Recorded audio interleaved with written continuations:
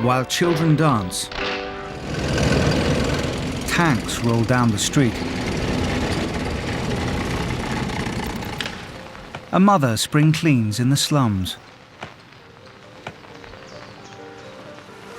Fishermen cast their nets.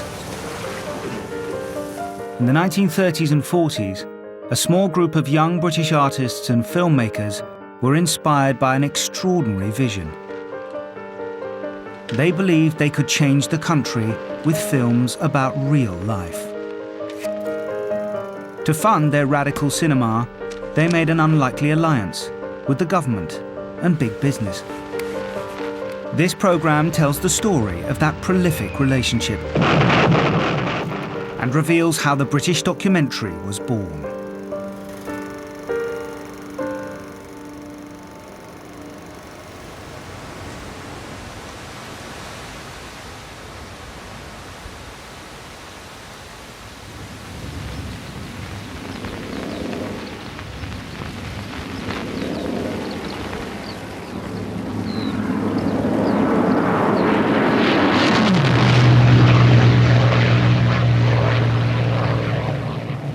Made in 1941, Listen to Britain is acknowledged as an early masterpiece of the British documentary industry.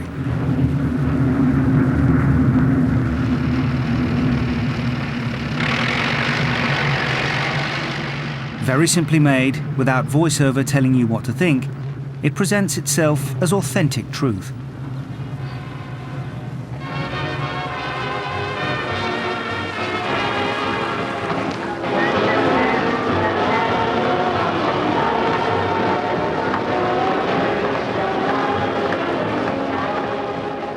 But Listen to Britain was a government propaganda film. Its intent was to encourage the country to stick together for the fight. Somehow this remarkable film defies a seemingly unsolvable paradox. It's both beguiling wartime propaganda and an honestly made documentary.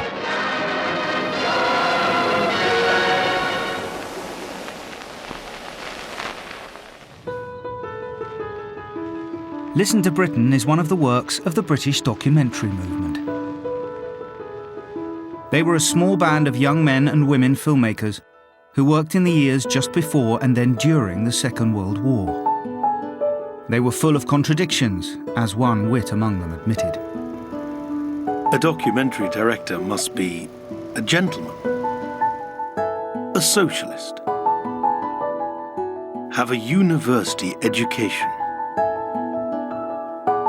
a private income, his own car, a nasal voice, and have made some sort of film.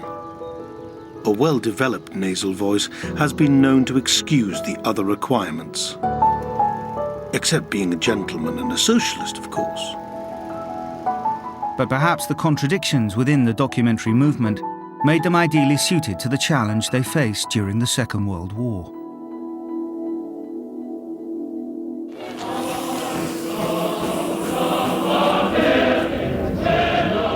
As the bombs rained down and the young men marched off to fight, the documentarists kept their focus on the life of ordinary people. But these films also carry a message. They lift hearts.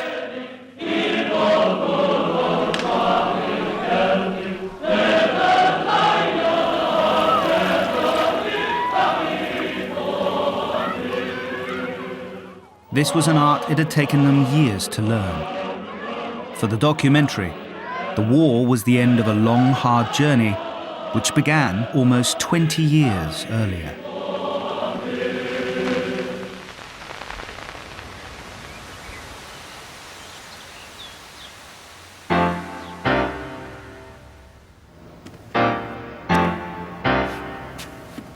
The founding father of the British documentary movement was a young Scot called John Grierson.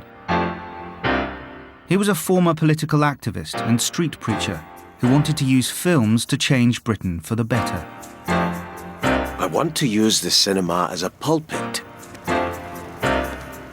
In 1927, Grierson approached the government, seeking funds for one of his film's sermons.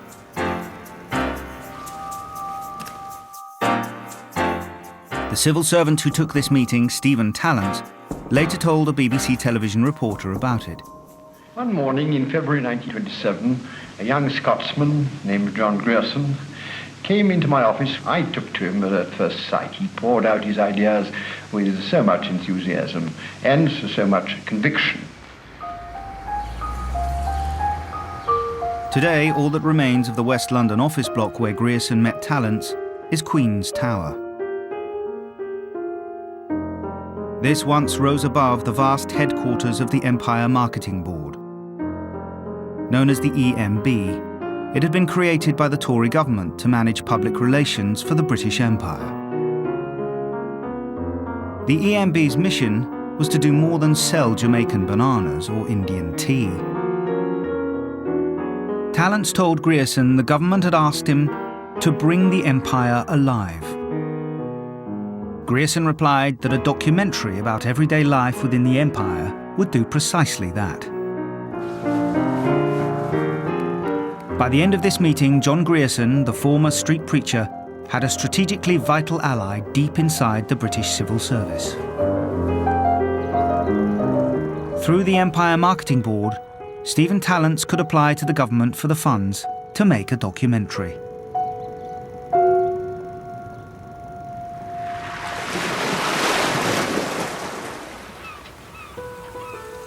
"80 years ago, about 1,000 boats landed herring at the Great Yarmouth quayside.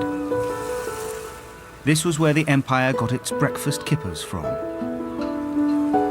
Talents believed a film about this profitable British export industry was sure to appeal to the moneymen at the Treasury. Also, he knew that the man who would green-light the film, the financial secretary of the Treasury, was a herring nut who'd been writing a book about the role of herring in British history. In 1928, the Treasury assigned Talents the money to commission Grierson to make a documentary.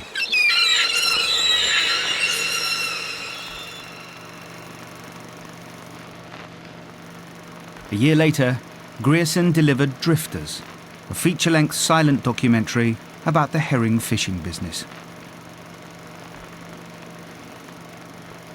It shows real people in their everyday lives. Unlike other films of the 1920s, there is no handsome hero, no love story, and no thrilling plot. Throughout its 80 long minutes, nothing out of the ordinary happens. For impact, Grierson just filmed real fishermen on real boats. At one point lashing his camera to the wheelhouse roof to film the boat's prow crashing into the surf.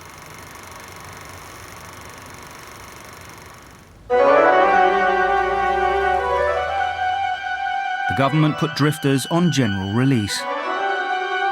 In an age when the cinema never showed reality, it was a sensation.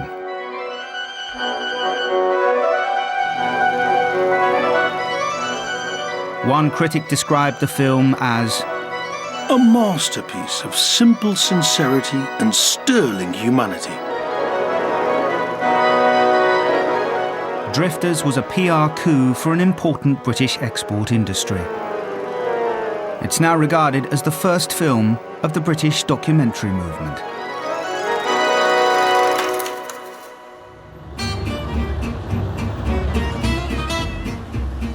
Following the success of Drifters, in 1930 the Empire Marketing Board was given a new sub-department, number 45. It was called the EMB Film Unit. Its brief from the government was to produce more documentaries about the dynamic industries of Britain and her empire. John Grierson became a civil servant. He was now the boss of his own government sub-department, and he set about building a documentary film industry here. He put an ad on the front page of the Times newspaper. Wanted, young man over 22 who has studied films. For editing and production. University man with writing experience preferred. During 1931, the EMB Film Unit filled up with would-be documentarists. They were all young and keen and knew next to nothing about film. Basil Wright had made a couple of self-financed shorts and wanted to work on a larger canvas. Edgar Anstey was a scientist looking for a creative outlet. Arthur Elton was an heir to a baronet and had his own butler. Women also joined, such as Grierson's schoolteacher sister Ruby. Stuart Legg had just left Cambridge University when he sat at Grierson's knee. Grierson presided over a school. He was doing something new, we all were. We were a school, a body of men. By the end of 1931, in a sub-department of the Empire Marketing Board, was assembled the founding members of the British documentary movement. Although they didn't know it yet. Only in his early 30s himself, Grierson was about 10 years older than his recruits, who looked up to him like disciples to a prophet. They talked about his natural charisma, his mesmeric eyes. Grierson told the would-be directors not to regard the film unit as just a factory for churning out documentaries about the Empire. Nor were they to waste taxpayers' money experimenting in a new cinema aesthetic. Stuart Legg had one very odd conversation with Grierson. Legg, are you interested in films? Yes. Well, forget about that, because that's not the point. Grierson told recruits to the film unit they'd been specially chosen to develop a form of the documentary that would change the world. As one of them, Edgar Anstey later recalled. Grierson tended to choose people who had a social awareness and who wanted to do something about helping build our society. He saw the documentary film as an instrument for the analysis and further development of society. This pub in London's West End was the film unit's favourite local. Attendance here was almost compulsory. Over beers and whiskies, the former street preacher explained in detail the social purpose that inspired him. Grierson believed the documentary would help unify the country. He was concerned that Britain had taken a wrong turn. It was divided between rich and poor, and the working class were held in contempt by all other social classes. Documentaries would build respect between the classes by revealing how much different people relied on each other, especially on the hard labour of the working class. Documentary outlines the patterns of interdependency more distinctively than any other medium whatsoever. Grierson believed that Britain genuinely was interdependent, and people needed to be made aware of it. He told his disciples that to achieve this social purpose, all a documentary had to do was reveal the truth about British life. The high ideals that motivated the documentary movement were of little interest to government. Britain was in the grip of the Great Depression at the start of the 1930s. Following a worldwide stock market crash, British exports had fallen by half. Factories were closing.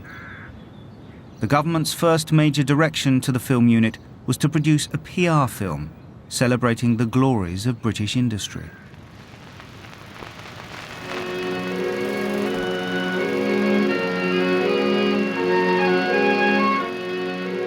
Industrial Britain, made in 1931, was a crucial breakthrough for the movement. It pioneered a form of the documentary that eloquently served their social purpose. It finds an epic beauty in the smoke of industry. These images are set to stirring music. And a documentary first. There is voiceover commentary. Black countries of belching furnaces and humming machinery. Well spoken by an actor with appropriate gravitas.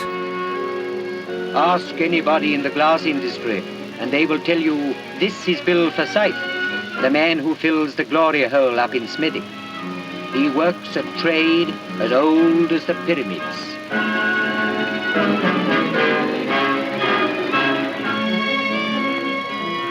Their methods have not changed much either. The movement's message is unmistakable in industrial Britain. It turns ordinary working men into screen heroes. Sam Husselby is called a chairman in the glass world. He is the senior craftsman. His three helpers are called the servitor, the footblower, and the taker-in, and great dignity is still attached to each degree of seniority. Harry Watt joined the EMB film unit soon after they completed industrial Britain. We were putting the British working man, the backbone of the country, onto the screen. Before that, he was the comic relief in these ghastly British films, you see? Ghastly films that always started with the butler and the maid, and then the funny gardener or the funny taxi driver. We knocked all that down. Although only 20 minutes long, industrial Britain was picked up by distributors, who then showed films in packages and multiple bills. It was given a nationwide release, so British cinema audiences could now see how the country relied on the hard labour of the working class. One review said it was beautiful and certainly expressive. It's only spoiled by the voiceover commentary. The government also had reason to be pleased. Its message was getting out too, promoting the business of Great Britain plc. In the years following industrial Britain, the economic crisis deepened. Unemployment reached 30% in some parts of the country. There were wage cuts and strikes. The government wanted its film unit to make more documentaries publicising the glories of British industry. But there could be no reference to the economic crisis. Grierson didn't want to talk about unemployment and strikes anyway. His command to his directors was, "Don't accentuate the negative." Grierson told his disciples the documentary movement would help the country get back on its feet by presenting Britons as involved in a great communal effort of industry. The uplifting films the government wanted from the film unit were just what the documentary movement was eager to make.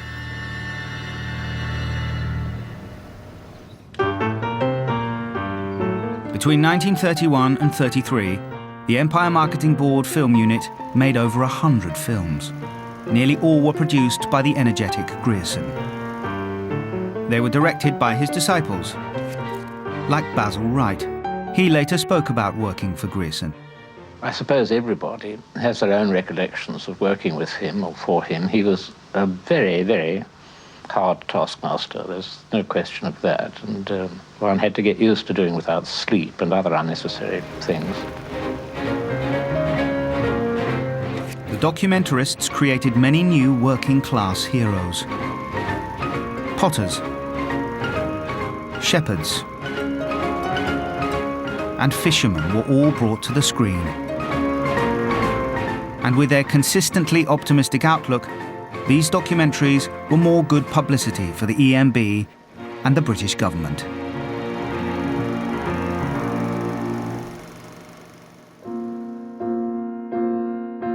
But in September 1933, it suddenly ended. The government introduced massive cuts, and the Empire Marketing Board in which the film unit was based was closed down. At the height of its work for the Commonwealth, the EMB was, well, butchered. The documentarists had done nothing wrong. But with the entire Empire Marketing Board gone, the film unit was doomed too.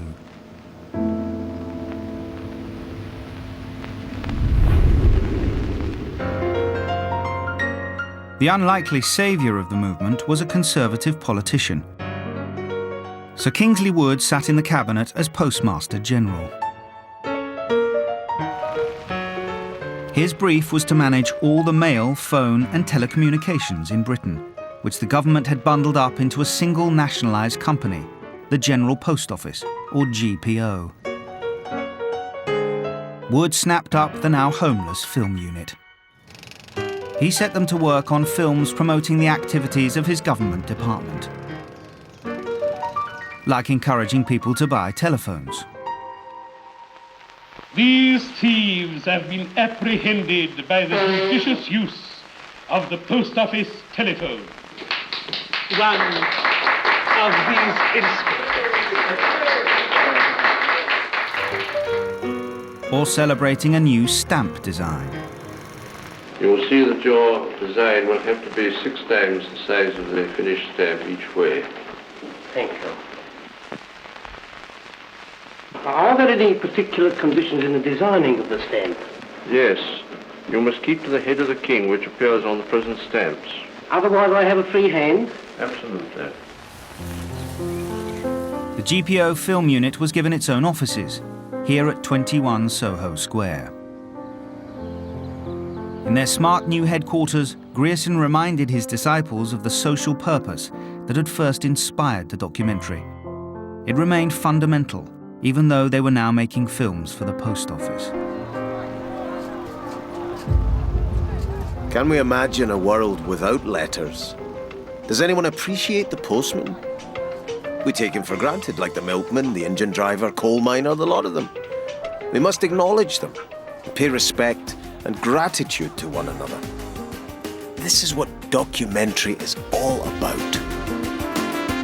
Like a parasite, the movement was burrowing its way inside a new government department.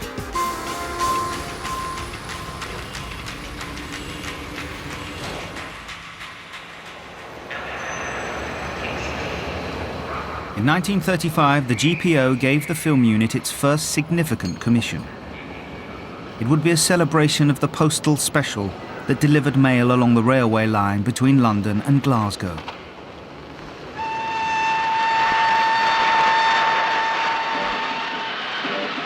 The film was called Night Mail. Released in 1936, it's a landmark in the history of the documentary. This is the night mail crossing the border, bringing the check and the postal order, letters for the rich, letters for the poor, the shop at the corner and the girl next door, pulling up beat took a steady climb, the gradient's against her, but she's on time. Night Mail's splendid soundtrack, which still enthralls today, was mostly the work of 2 recent recruits to the GPO film unit.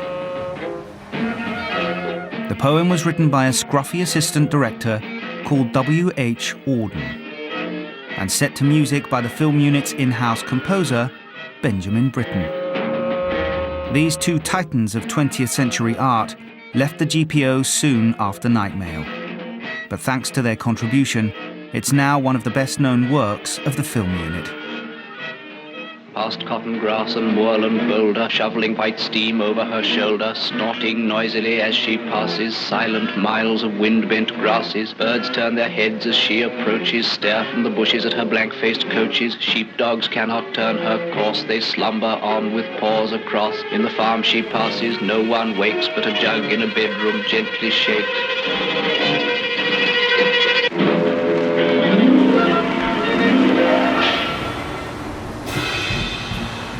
Night Mail also throbs with the social purpose of the movement. The railways were the information superhighways of Britain in the 30s. In Night Mail, the documentarist portrayed the hard-working posties as the men who operated Britain's high-tech communications network.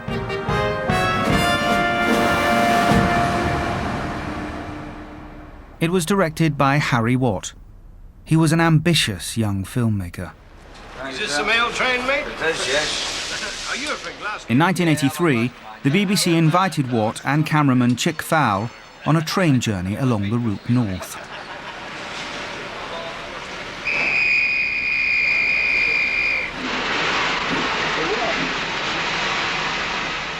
You must remember in the GPO film unit, as you know, we weren't long-haired people going around saying, oh, I think I might make a film about something.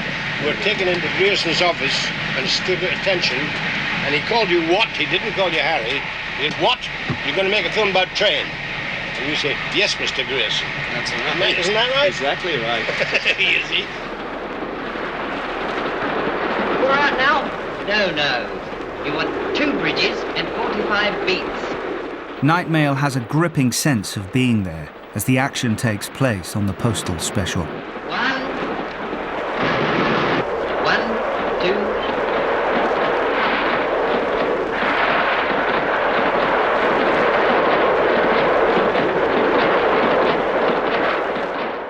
Night Mail's realism was an extraordinary achievement. In the 1930s, to film a scene like this aboard a fast-moving train required ingenuity and nerve.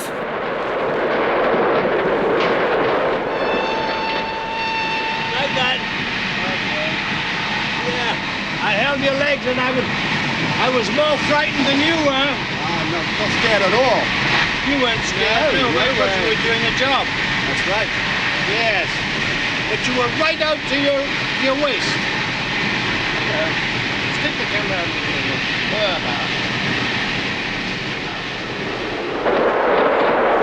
Now, if that part came through, I was lost. That's the end of that. What threw everything at Night Mail? This film is not always quite what it seems. For months before shooting began, one of Watt's colleagues, Basil Wright, had travelled up and down on the postal special, making detailed notes. As he later explained. I don't know how many times I went up and down that train. You know, it became my second home. From the scraps of dialogue that he'd noted down, Wright wrote a script. The whole object of the operation was that I should be there and make sure that anything which was said by the workers on the travelling post office was accurate and wasn't messed about with. The central scene of Night Mail inside the travelling sorting office was entirely scripted. Bill, first division, coming over. Undergoing, Bill. Harry, second division. It wasn't even shot on board the train, but in a studio in South London, where there was room to park the GPO's sound recording apparatus, which filled a large truck. Inside the studio was a set that replicated the interior of the postal special. This is exactly the same floor, the real old floor that we built our sets on. It's quite extraordinary. You can see the marks where the holes in the floor where the sets were built. The sorting office set was staffed with real posties. They performed the script written from their own words. Anybody know Dale Garrett? What? Dale Garrett. Not on this division. Thanks to their inventiveness, the GPO film unit had taken the documentary into rich new territory. Up till now, ordinary life had only been seen. Now it could be heard too. Well, what's the trouble? Badly dressed. Dale Garrett. Well, thanks. Night Mail was put on general release in 1936. One critic called it more exciting than any confected drama. It was shown in over 600 cinemas across Britain. This was excellent PR for the GPO. But the documentarists had the last word. The film ends with a powerful reminder of the critical role of the postman in British lives. It was written by Auden and voiced by Grierson himself. Asleep in working Glasgow, asleep in well-set Edinburgh, asleep in granite Aberdeen. They continue their dreams.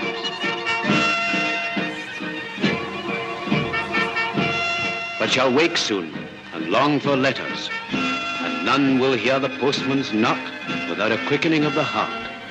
For who can bear to feel himself forgotten?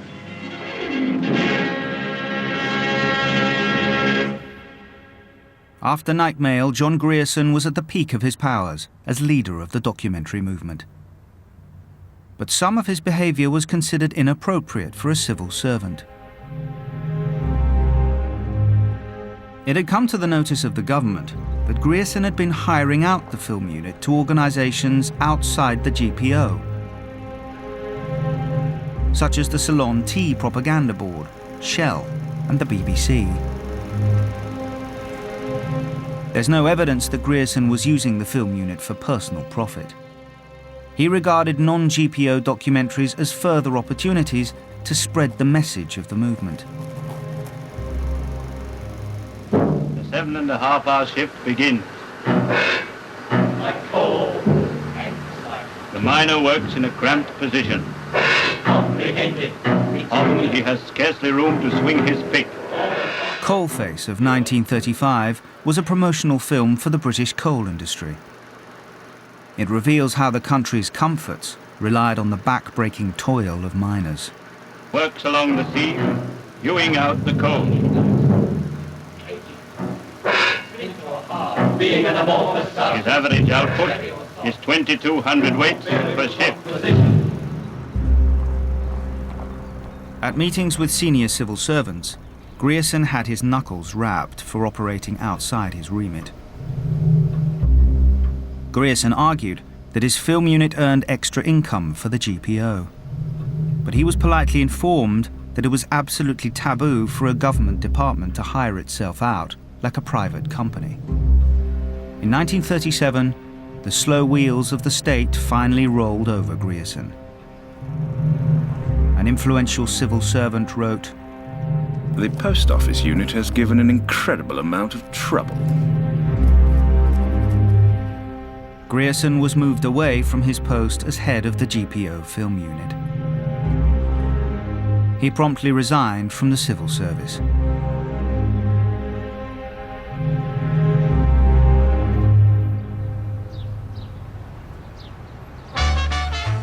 The documentary movement barely missed a step with Grierson's resignation.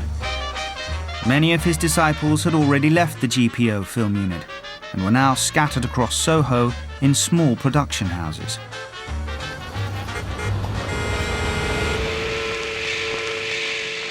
They sold their services to various private companies.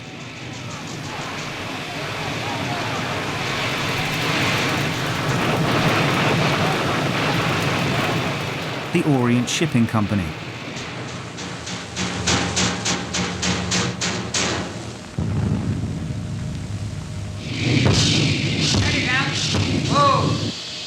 engineering giant Vickers Armstrong, BP, and Shell all commissioned documentaries from the former members of the GPO film unit. These documentaries were made outside the GPO, but inside the movement. The documentarists had been trained to celebrate the ordinary lives of working-class people. The private sector provided them with new opportunities to spread this message. Grierson was no longer the documentarists' boss, but he was still their prophet. The disciples had become apostles. In 1935, a privately sponsored film made here in London's East End led to a crucial advance in the documentary. 80 years ago, these houses were part of one of the most miserable slums in the world. The British Commercial Gas Association funded a documentary that would explain why the slums should all be knocked down. A gas company would do well out of the rebuilding program. A great deal of thought from architects, engineers and other experts has gone into the design of buildings for rehousing.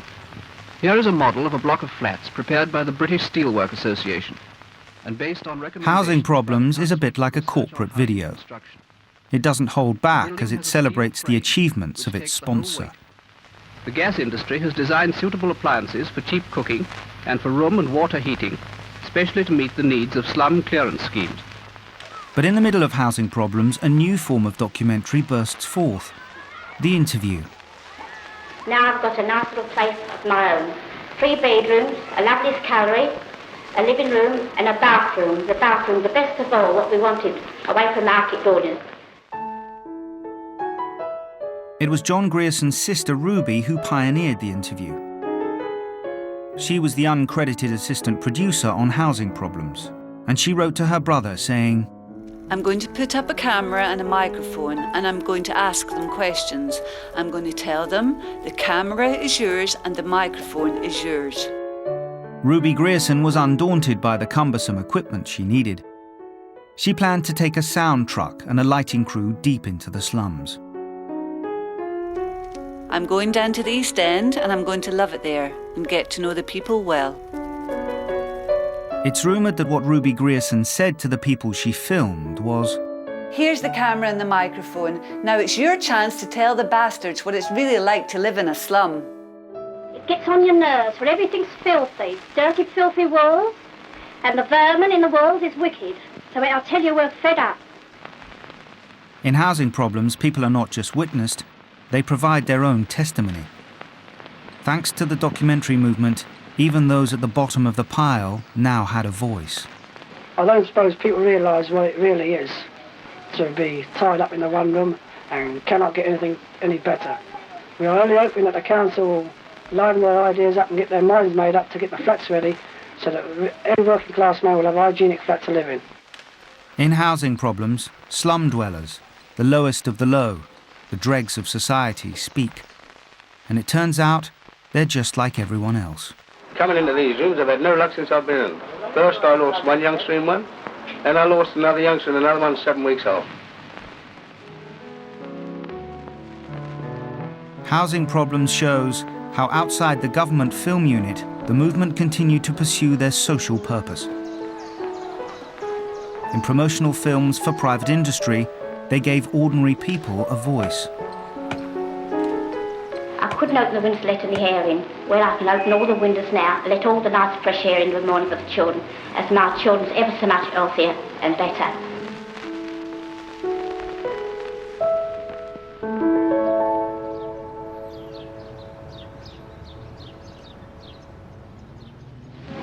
You can't! Meanwhile, back at the GPO film unit, things were getting rather silly.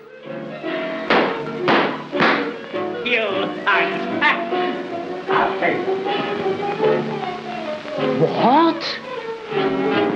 The glorious 6th of June was put out in 1934 to announce that the GPO charges were about to be reduced. You don't say. There seems little social purpose in this hokey-cokey nonsense. But the film stars a key player in the future of the movement. The hero, the determined postie, I will, sir, for the honour of the GPO. Is played by the man who would go on to become the most influential documentary maker in Britain, Humphrey Jennings. Give them to me! Never!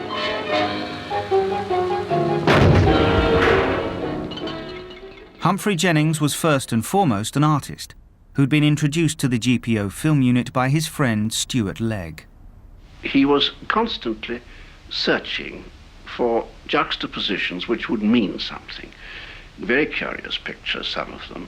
Obviously, a great streak of his surrealist interest was there, but a lot of his pictures have this sort of smack about them, of searching for juxtaposition. As well as being a painter, Jennings had been involved in mass observation. He'd made a painstaking study of the everyday habits of British life. Jennings' observational experience, accompanied with his surrealist eye, would prove a potent mix when he began to direct documentaries.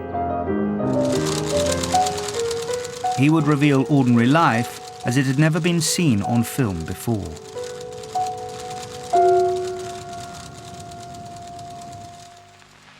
The mills open at 8 and close at 5. Saturday afternoons and Sundays off.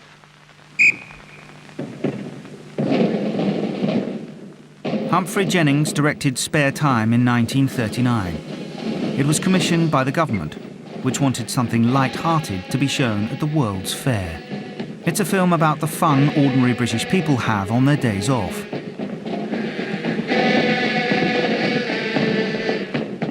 Jennings assembled a series of striking images to create a touching documentary portrait of ordinary life in Britain at the end of the 1930s.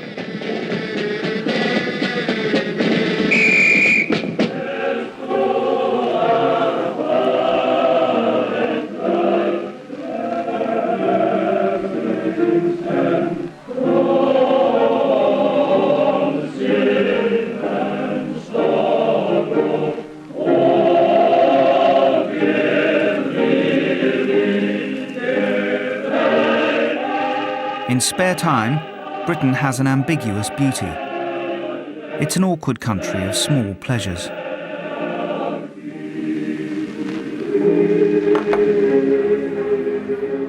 This did not go down well with the hardcore of the movement. Some documentarists accused Jennings of a patronizing, sometimes almost sneering attitude towards the efforts of low-income groups. And laughing at the plebs. The movement became caught up in an argument about how to portray ordinary life. But in 1939, the future course of the documentary was out of their hands. This morning, the British ambassador in Berlin handed the German government that no such undertaking has been received, and that consequently this country is at war with Germany. The Second World War, which began in September 1939, started badly for the documentarists. Flogging phones and the postal service was no longer a priority for the British government. All the war effort required from film production was propaganda for the home front. The man in charge of commissioning propaganda films was Sir Joseph Ball. An extreme right-wing spy master, he was deeply suspicious of the lefties in documentaries. Ball refused to meet with anyone from the movement.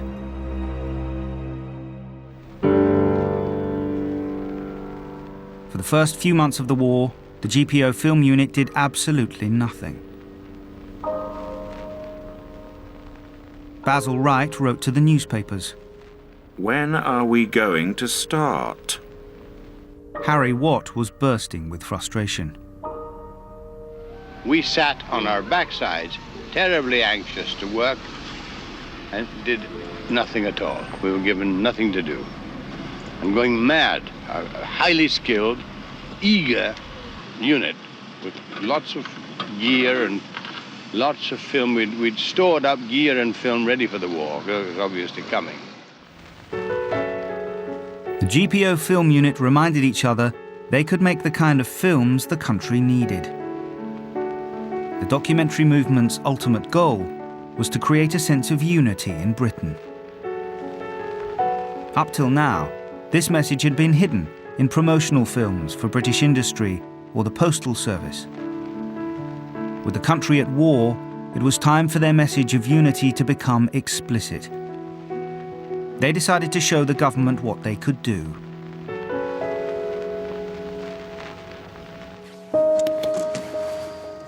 With no official funding or support, the GPO film unit went out into the world with loaded cameras. They would demonstrate the power of documentary.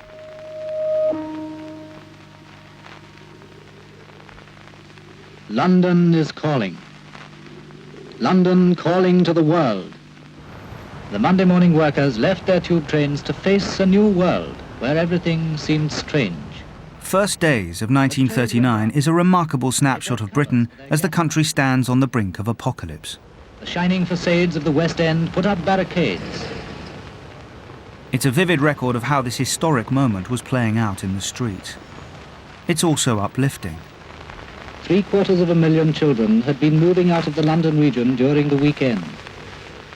The documentarists had been trained to have an optimistic outlook. For this was a city of children. London has many monuments to the dead past, but the real London is its young life, its future. First Days celebrates Britain's stiff upper lips, their determination to keep on. It gives heart. Back in the West End, life is flowing by in the old channel.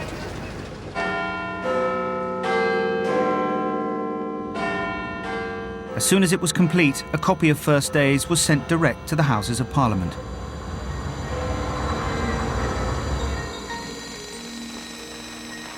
So the government could see for themselves how the documentarists would contribute to the war effort. In 1940, the film unit was moved out of the GPO and into a new government department, the Ministry of Information. The MOI had been established to control propaganda in wartime. It named its new film unit the Crown Film Unit and immediately set the documentarists to work.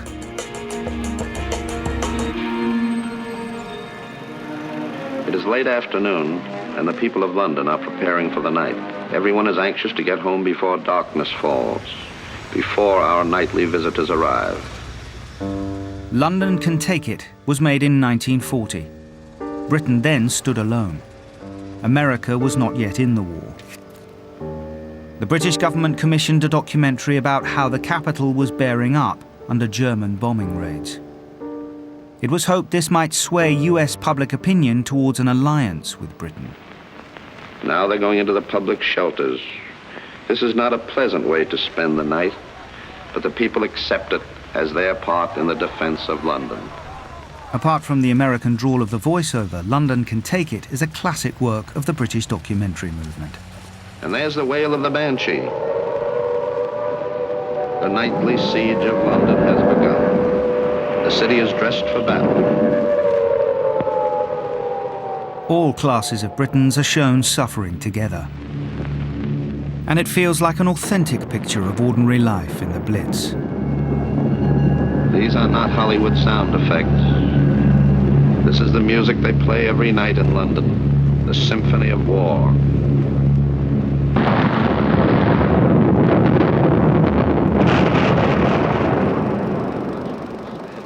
London Can Take It was also released in Britain while the Blitz was still raging.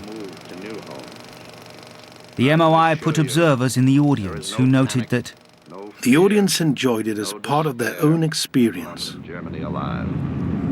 It is true that the Nazis will be... When released in the US, it was a massive hit and got nominated for an Oscar.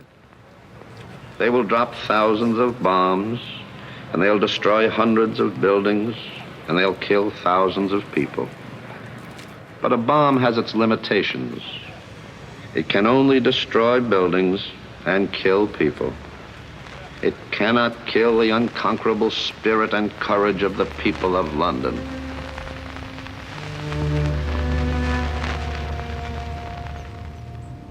At its worst, during that terrible winter of the Blitz, the Germans bombed London for 76 consecutive nights.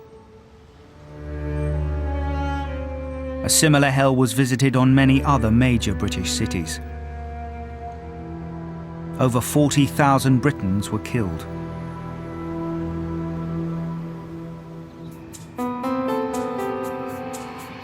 By the summer of 1941, the Blitz was over. Britain and her allies were now bombing Germany in return. Mildenhall Airfield in Suffolk was then a major base for the operations of RAF Bomber Command. And a documentary was made here about that ruthless campaign. The film was the brainchild of the Crown Film Unit's Harry Watt. He called it the best idea he ever had. He convinced the government to fund a film about how the RAF was hitting back against the Germans.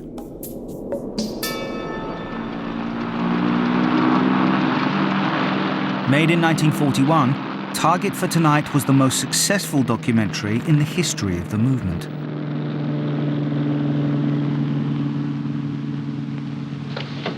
C for Charlie, airborne, sir.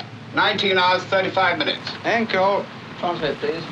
Hello, control, path here. C Charlie took off 1935. On Target for Tonight, Watt used techniques he'd pioneered on night mail. First, he did meticulous research. Then he wrote a script describing in detail one night's mission against a German fuel dump. Place names were changed for security purposes, and it was partly filmed on sets in a studio. But authenticity was guaranteed, because all the characters in the film, from the wing commander to aircraft hand, were played by the real people who actually did the job.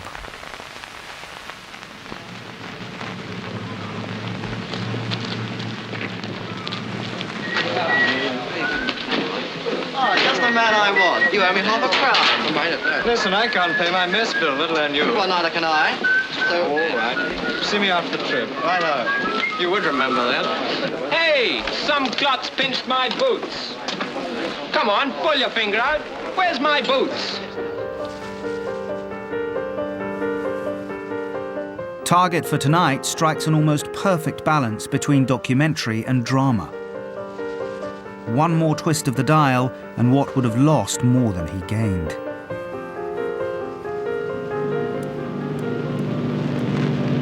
Bomb doors open. Bomb doors open. Harry Watt's film is much more than a triumph of technique. Steady. The documentarists had learned how to make screen heroes out of ordinary people. Bomb's gone.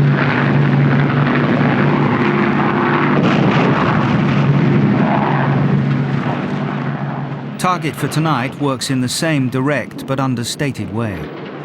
It celebrates the everyday courage of the young flyers of Bomber Command. I got a bullseye with the last one. Good man. Make him not so cigar. Target for Tonight was a huge hit in the cinemas. It was so popular that it became a catchphrase. A young man talking about his dinner date would call her the target for tonight.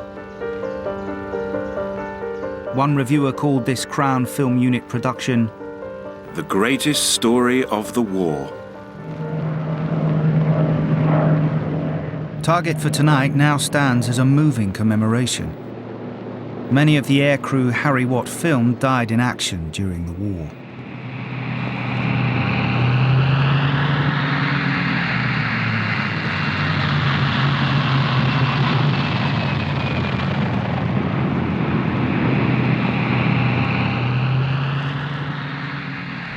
Go and get an ambulance, will you?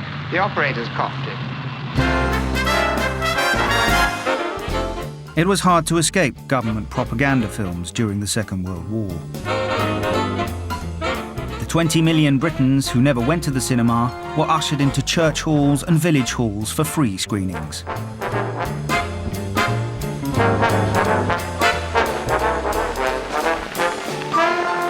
In the days before TV, this was the only way they could be reached. They were shown films explaining how best to behave in every aspect of life on the home front. From driving in traffic to good nutrition. By the end of the war, the MOI had a fleet of over 100 projector vans, which laid on some 60,000 screenings a year. All of this propaganda onslaught was made for the government by the documentarists. The Crown Film Unit was the main supplier, and all the small production houses established by the members of the documentary movement worked tirelessly for the Ministry of Information. In just 6 years of conflict, the small band of documentarists produced over 700 films for the British government.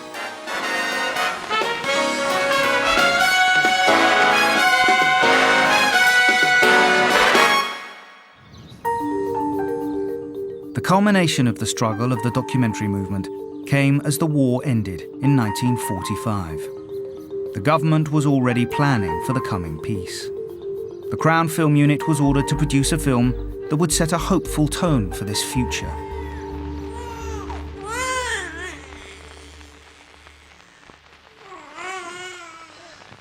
And it was on the 3rd of September, 1944, that you were born. The label on your cot said, Timothy James Jenkins. Diary for Timothy uses the storytelling device of a soldier's letter to a newborn child. Thousands of babies were born the same day, and you are one of the lucky ones. It passes on the lessons the country has learned during the Second World War. When you joined us, we'd been fighting for exactly 5 years. It shows how Britain was unified by a common sense of purpose. And you didn't know, and couldn't know, and didn't care. Safe in your pram. This was the truth the documentary movement had been established to expose. In Diary for Timothy, it is revealed with compelling emotion. About 5 kilometers to the west of Arnhem, in a space 1,500 yards by 900 on that last day, I saw the dead and the living. Those who fought a good fight and kept the faith with you at home, and those who still fought magnificently on. They were the last of the few. Diary for Timothy was directed by Humphrey Jennings. He was inspired by seeing Britons joined together during the war. He described sensing a glowing warmth of love and comradeship for each other. His faith in the spirit of Britain seems to have given Jennings the confidence to reveal the country as he genuinely saw it. At times, its honesty makes Diary for Timothy uncomfortable to watch, but all the more powerful. This is what documentary is all about.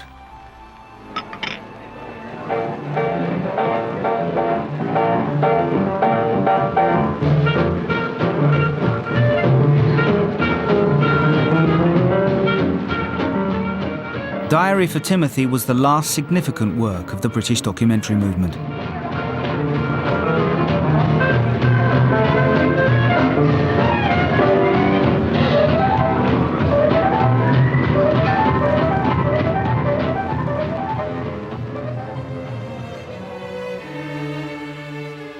After the Second World War, the movement petered out.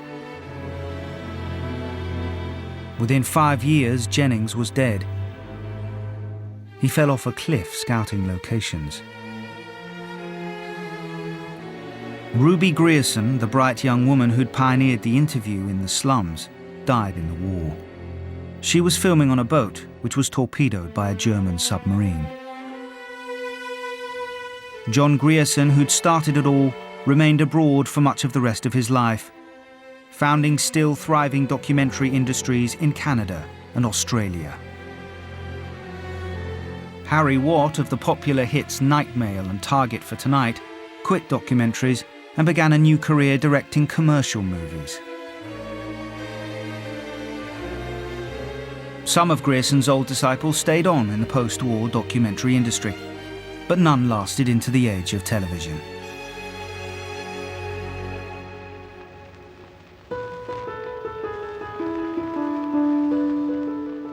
The British documentary movement had flourished for about 15 years.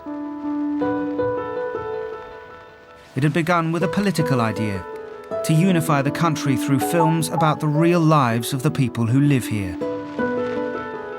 To do this, they developed a new craft. They'd become experts at making uplifting portraits of ordinary life. During the Second World War, the British public had become used to watching reality.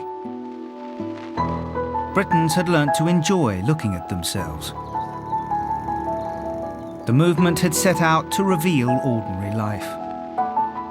By 1945, the documentary had become part of it.